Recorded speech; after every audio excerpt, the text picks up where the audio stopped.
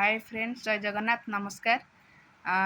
एटा गोटे प्रोजेक्ट है बैशाखर आपण साई आपण मानकर बैशाख प्रोजेक्ट तांग स्कूल गोटे ईवीएस प्रोजेक्ट दिखाई देखु आदरे ता ना क्लास ईवीएस प्रोजेक्ट लिखाई। प्रोजेक्ट ना हूँ टॉपिक है animals and their food. Animals ये देखा जाऊनी गछ लगी बोली एनिमल्स एंड देयर फूड।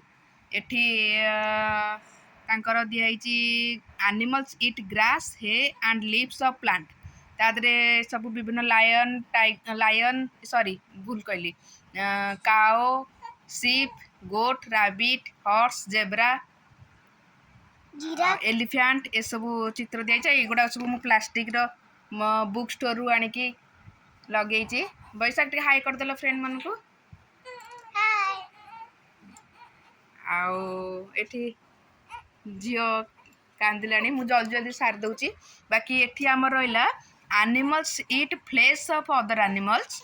ये देखो मु सोलर मीट रोटे करदे सोलर तैयारी कर रखी लायन, टाइगर, बाकी फॉक्स, जैकल आपको रखी।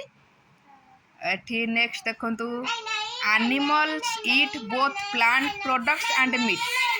जे बोथ टिके खाली रुहतु मु एठी animals eat both plants products and meat. तादरे मु रखी देखो एठी मु पेस्ट कर देची फ्रूट्स, बोन, मिल्क, फिश ये कर देची जे कि बोथ माने फलमूल खाती भात भात खाती प्लस मीट भी खाती। तादरे मु लगे डॉग, कैट आउ क्रो, सिंपाजी मध्य। तापरे एपट रहीगला animal eat insects and grains worms. तादरे देखो मुझे डाली चाउल फाड़ बुट आउ गोटे इंसेक्ट पेस्ट कर देची।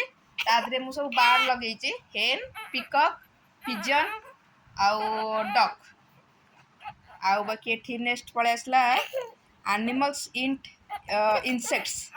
एठी मिललानी प्लास्टिक रो मिललानी तो मुझे लगी पेस्ट कर देची लिजार्ड आउ एपट रहीगला आमर जो एंडुओ गार्डन लिजार्ड। एटा इंडियन लिजार्ड, एटा गार्डन लिजार्ड आउ एटा फ्रॉग आउ इंसेक्ट सब मु पेस्ट कर देची तळे। ये एनिमल्स सब इंसेक्ट खाती। बाकी एठी हला एनिमल्स ईट डेड एनिमल्स। एगुड़ा रहा आमर वुल्फ आउ भल्चर आउ एपटे एमती बाउंड्री रे सब प्लास्टिक रो गछ पत्र लगे देची ताकि माने मते एटा शो लागिलो जे एटा हला गोटे जंगल जंगल भितर ए सब एनिमल बा बर्ड्स जोगुड़ा भी ए जिनस सब खाउछंती बोली एई मेंशन करछि। प्रोजेक्ट केमती लागिला आपण मन निश्चित जणेबे। झियो कांदिलानी Baishakh. Bye bye friend, like subscribe कर दिया।